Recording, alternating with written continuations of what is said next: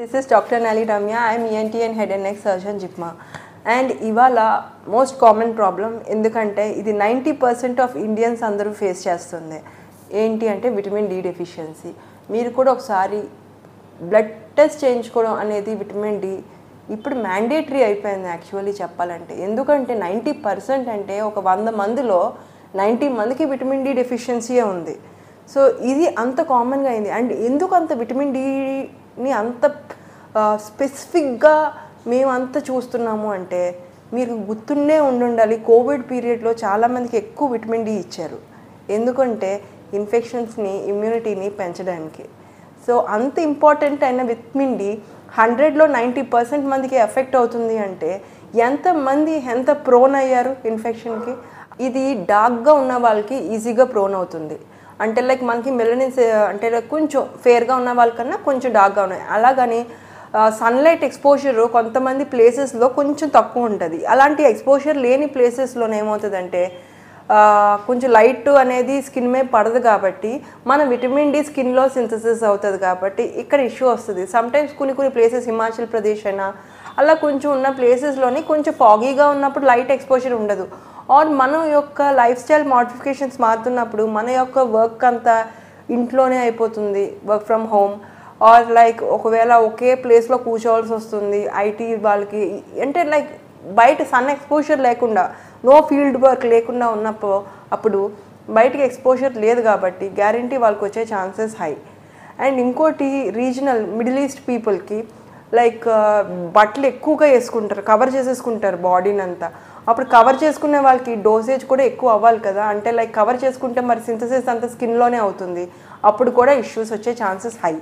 So దీనివల్ల deficiency వల్ల వచ్చే ప్రాబ్లమ్స్ ఏంటి?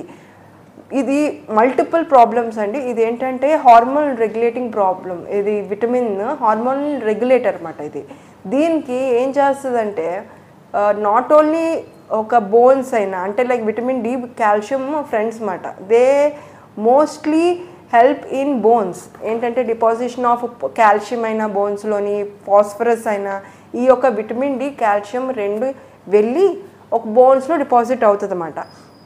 అలాగా స్కిన్లో విటమిన్ డి దొరుకుతూ ఉంటుంది. ఎందుకంటే స్కిన్ లైట్ ఎక్స్పోజర్ అయ్యి విటమిన్ డి ఇక్కడ లోపల సింథసిస్ అయ్యి లోపల మన ఫుడ్ తింటున్న దాంట్లో కాల్షియం ఉంటుంది. సో లోపలికి కట్టినట్టు కాల్షియం వచ్చినప్పుడు అబ్జార్బ్ చేసుకుంటుంది. విటమిన్ డి ఈలోపు మన బ్లడ్లోనే ఉంటుంది. ఎందుకంటే స్కిన్లో సింథసిస్ అయిపోయి మన బ్లడ్లోకి వెళ్ళిపోయిన ఇద్దరు కలిసి వెళ్ళి bones and muscles and nervous system అంటే మన నరాలు వీటిలోని హెల్ప్ చేస్తూ ఉంటాయి అన్నమాట వేరియస్ ఫంక్షన్కి.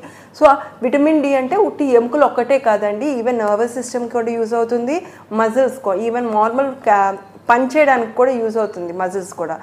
సో ఏంటేంటి ప్రాబ్లం రావచ్చు ఒకవేళ కాల్షియం లేకపోతే? ఫస్ట్ థింగ్ బోన్స్ కాల్షియం కదా మోస్ట్లీ, ఫాస్ఫరస్. ఈ యొక్క ప్రాబ్లం వల్ల ఎముకలు వీక్ అయిపోతూ ఉంటాయి అన్నమాట. పిల్లలకి వస్తే అలాగా ప్రాబ్లము రికెట్స్ అంటాము, పెద్దోళ్ళకి వస్తే ఏంటంటే ఆస్టియోమలేషియా అంటాం అన్నమాట. అది వీక్ అయిపోయి ఎందుకంటే కాల్షియం లేక మన బ్లడ్లో కాల్షియం మెయింటైన్ చేయడానికి కూడా ఏంటవుతుంది, కాల్షియం లేదు, విటమిన్ డి లేదు కాబట్టి కాల్షియం రాదు. ఒకవేళ కాల్షియం ఉన్నా కూడా విటమిన్ డి లేనప్పుడు ఇదేం పనిచేయదు. అప్పుడు ఈ యొక్క విటమిన్ డి లేకపోతే హైపోకాల్సిమియా అనే కండిషన్ వస్తూ ఉంటుంది అన్నమాట. అంటే లైక్ బ్లడ్లోని కాల్షియం అంతా తక్కువైపోతూ ఉంటుంది. తక్కువైనప్పుడు దీంతోపాటు ఫాస్ఫరస్ కూడా ఉంటుంది, అది కూడా ఫ్రెండే. సో ఈ రెండు లో అయిపోతూ ఉంటాయి. హైపోఫాస్ఫటిమియా అంటారు అండ్ హైపోకాల్సిమియా అంటారు. ఈ యొక్క రెండు లో అయినప్పుడు ఎముకల్లోని వెళ్ళి డిపాజిట్ అవ్వవు. ఈ లోకి ఏంటి మన బ్రెయిన్ సెన్స్ చేస్తుంది అన్నమాట. ఎముకలు వీక్ అయిపోతున్నాయి, కాల్షియం ఏమోంచి లేదు బ్లడ్లో, బ్రెయిన్లో సిగ్నల్ ఇస్తూ ఉంటుంది అన్నమాట. అప్పుడు ఏం చేస్తుంది, హైపర్ పారాథైరాయిడిజం అనే కండిషన్ వస్తుంది. హైపర్ పారాథైరాయిడిజం అంటే మన యొక్క థైరాయిడ్ పక్కన ఇంకో చిన్న గ్లాండ్స్ ఉంటాయి అన్నమాట, పారాథైరాయిడ్స్ అని. ఈ యొక్క పారాథైరాయిడ్స్ ఈ కాల్షియం రెగ్యులేషన్కి యూజ్ అవుతాయి అన్నమాట. అది ఎక్కువ యాక్టివేట్ అయిపోతుంది మన బ్రెయిన్ సిగ్నల్. ఎందుకంటే మన బ్లడ్లోనేమోంచి కాల్షియం లేదు, ఫాస్ఫరస్ లేదు, మనం ఎలాగైనా పెంచేయాలి ఈ బ్లడ్లోని అని బ్రెయిన్ సిగ్నల్స్ ఇచ్చేస్తూ ఉంటుంది మన పారాథైరాయిడ్కి. పాపం ఇది ఎక్కువ వర్క్ చేసేస్తూ ఉంటుంది. వర్క్ చేసేసినప్పుడు హైపర్ పారాథైరాయిడిజం, ఎక్కువ హార్మోన్స్ సెక్రీట్ చేసేస్తూ ఉంటుంది. ఎలాగైనా మెయింటైన్ చేయాలి. అప్పుడు ఏమవుతుంది, బోన్స్ నుంచి కాల్షియం బయటకు వచ్చేస్తుంది. ఈ బోన్స్ నుంచి కాల్షియం బయటకు వచ్చినప్పుడు మొత్తం అంతా బ్లడ్లో లెవెల్స్ ఇంక్రీజ్ అయిపోతున్నప్పుడు వెంటనే హైపర్ క్యాల్సిమియా వస్తుంది. అప్పుడు ఏమవుతుందంటే ఓకే కాల్షియం లెవెల్స్ టెంపరవరీకి హైపర్ కాల్షియం, కానీ కొంత లెవెల్లో కాల్షియం కూడా డిప్లీట్ అయిపోతుంది కదా. అప్పుడు ఏమవుతుంది, ఎముకలు వీక్ అయిపోతున్నాయి, ఎముకలు ఇరిగిపోతాయి, ఎముకలు బెండ్ అయిపోతాయి. సో అలాగా ఎముకలు అనేవి ఈజీగా ప్రాబ్లం వస్తూ ఉంటాయి అన్నమాట. సో ఈ ఒక్కటి పిల్లల్లోనే ఎఫెక్ట్ అవ్వచ్చు, పెద్ద వాళ్ళలో కూడా ఎఫెక్ట్ అవ్వచ్చు అన్నమాట.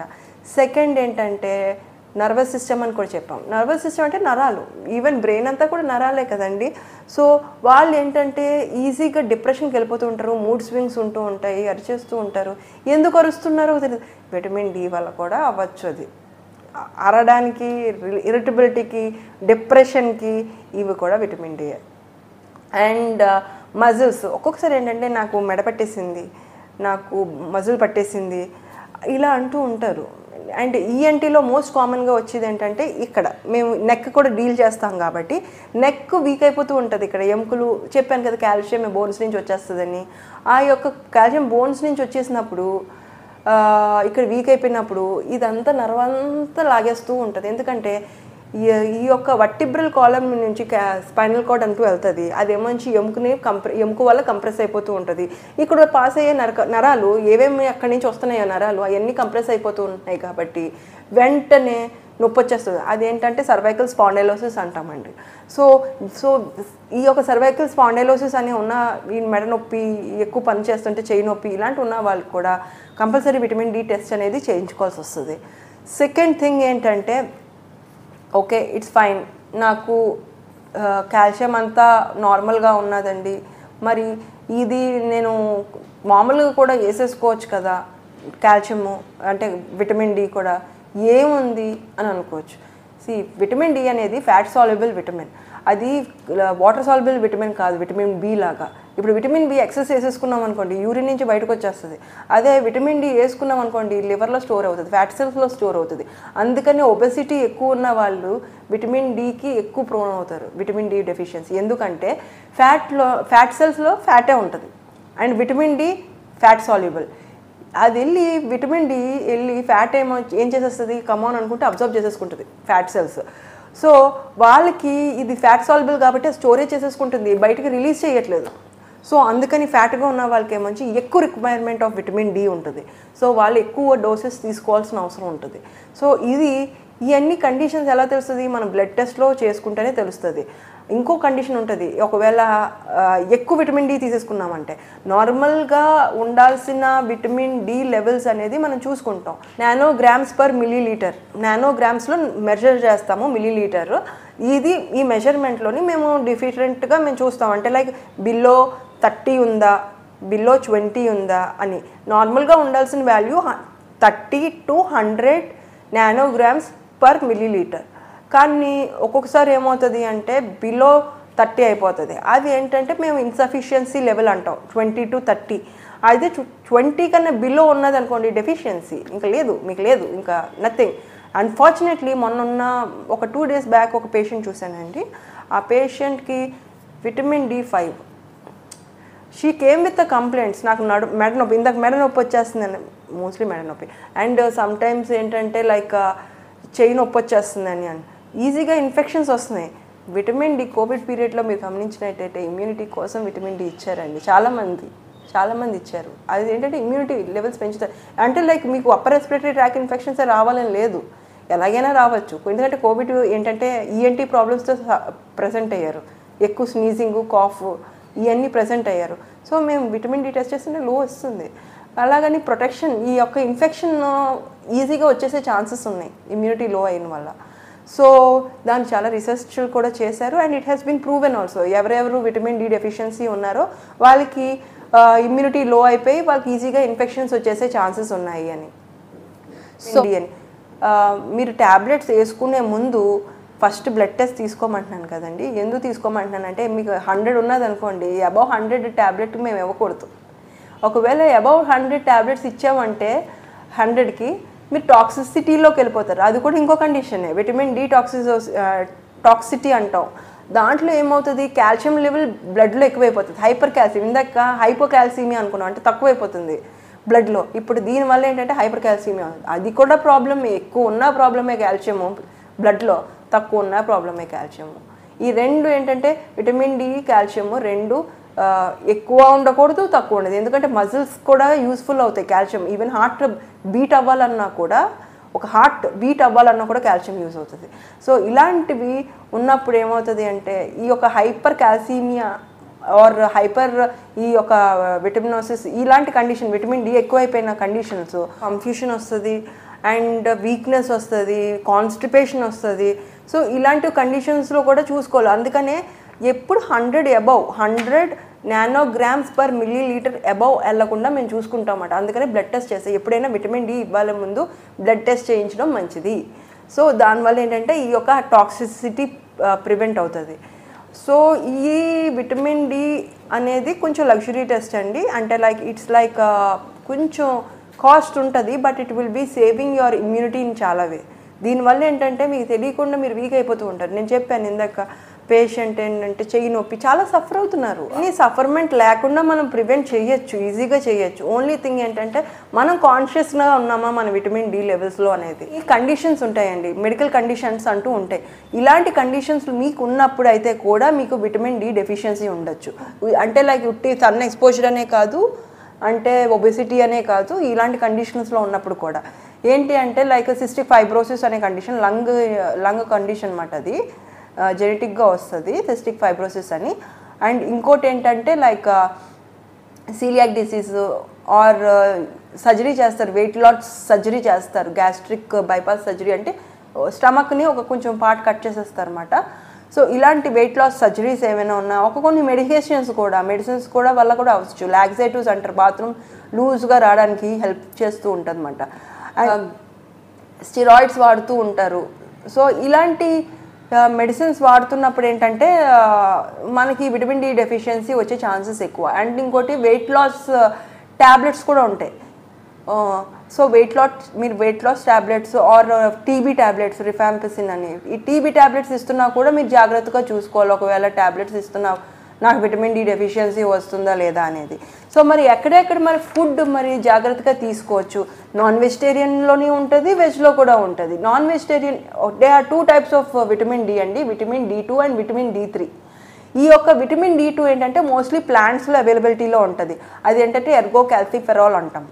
అదే విటమిన్ D3 ఏంటంటే కాలిక్ యాసిఫెరాల్ అంటాం. అది ఏంటంటే యానిమల్స్లో ఎక్కువ ఉంటాయి. సో ఈ యొక్క రెండు ఏంటి డిఫరెన్స్ అంటే విటమిన్ డి ఈజీగా అబ్జర్వ్ అయిపోతుంది, ఈజీగా యూస్ఫుల్.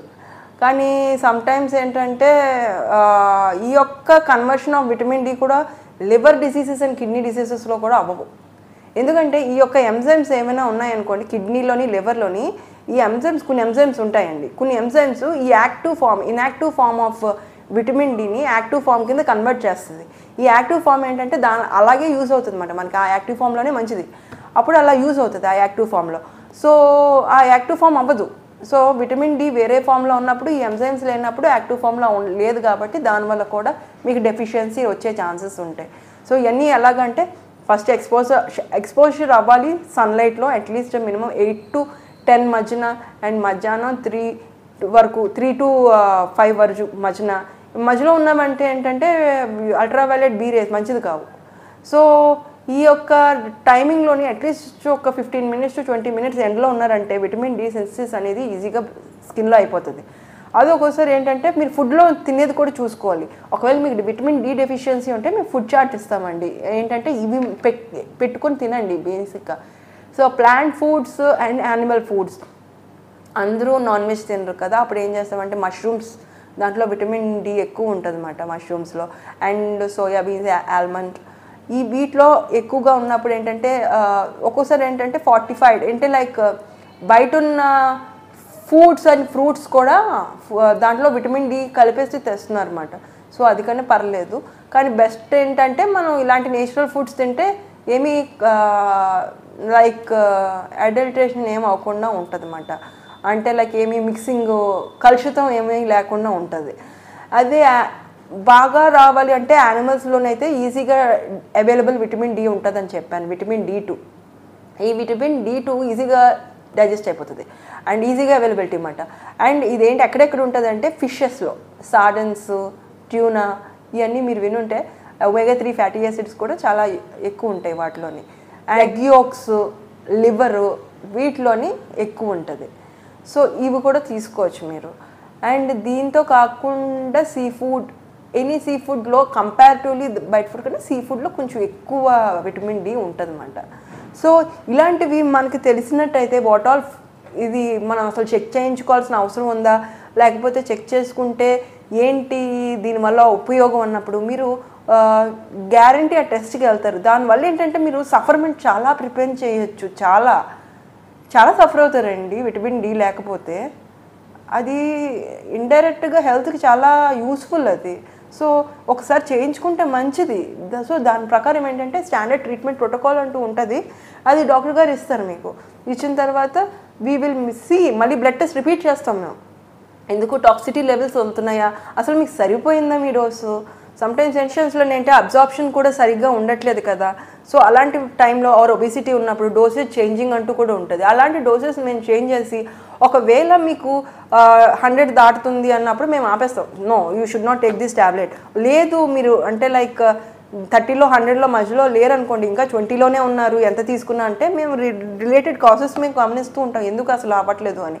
సో మేము కొంచెం డోసేజ్ కూడా పెంచుతూ ఉంటామన్నమాట. అది ఏంటంటే టాక్సిటీ లెవెల్స్ అంటూ కూడా ఉన్నది కాబట్టి మేము జాగ్రత్తగా చూసుకుంటాం, అంటే లైక్ మీకు ఇవ్వాలా లేదా అని. అందుకని విటమిన్ డి ట్యాబ్లెట్స్ వాడిన తర్వాత ఒకసారి బ్లడ్ టెస్ట్ రిపీట్ చేసుకోండి, సో దట్ మీకు సఫిషియంట్ లెవెల్స్లో మీరు కొంతమందికి 1 మంత్లోనే అచీవ్ అయిపోవచ్చు, కొంతమందికి 2 మంత్స్ పట్టచ్చు, కొంతమంది 3 మంత్స్ కూడా పట్టచ్చు. సో అలాగా లెవెల్స్ బట్టి ఉంటుంది, అందరికీ ఒకలాగా ఉండదు. సో ఈ యొక్క విటమిన్ డిని నెగ్లెక్ట్ చేయకుండా మీ యొక్క అబ్జర్వేషన్లో మీరు ఉంచుకుంటే ఫర్ ష్యూర్ మీరు హ్యాపీగా హెల్దీ లైఫ్ అంటూ చాలా వరకు. బికాస్ ఇది ఒక్కటి ఉట్టి బోన్స్ అనే కాదండి, మజిల్ ఇన్వాల్వ్ అయింది, బోన్స్ ఇన్వాల్వ్ అయ్యి, నర్వస్ సిస్టమ్ అంటే నరాలు ఇన్వాల్వ్ అయ్యే మల్టీ సిస్టమ్ ఇన్వాల్వ్ అవుతుంది ఇది. అండ్ ఈవెన్ ఎండోక్రైన్ సిస్టమ్ కూడా, పారాథైరాయిడ్స్ అంటే హార్మోన్స్, ఇవి కూడా ఇన్వాల్వ్ అవుతున్నాయి. సో ఇన్ని మల్టీ సిస్టమ్స్ ఇన్వాల్వ్ అవుతున్నప్పుడు ఫర్ షూర్ ఒకసారైనా మీరు ఇలాంటి కండిషన్లో, ఎస్పెషలీ ఇండియాలో 90% of chances of vitamin D deficiency ఉన్నప్పుడు కంపల్సరీ మీరు టెస్ట్ చేయించుకోవాలి. ఈ యొక్క ఎపిసోడ్ మీకు అయితే నచ్చినట్టయితే for sure you have to let your people ఎవరెవరు విటమిన్ డి డెఫిషియన్సీతో సఫర్ అవుతున్నారు, బికాస్ మీ యొక్క నాలెడ్జ్ మీ వరకే కాదు వేరే వాళ్ళకి కూడా షేర్ చేయండి. Thank you so much.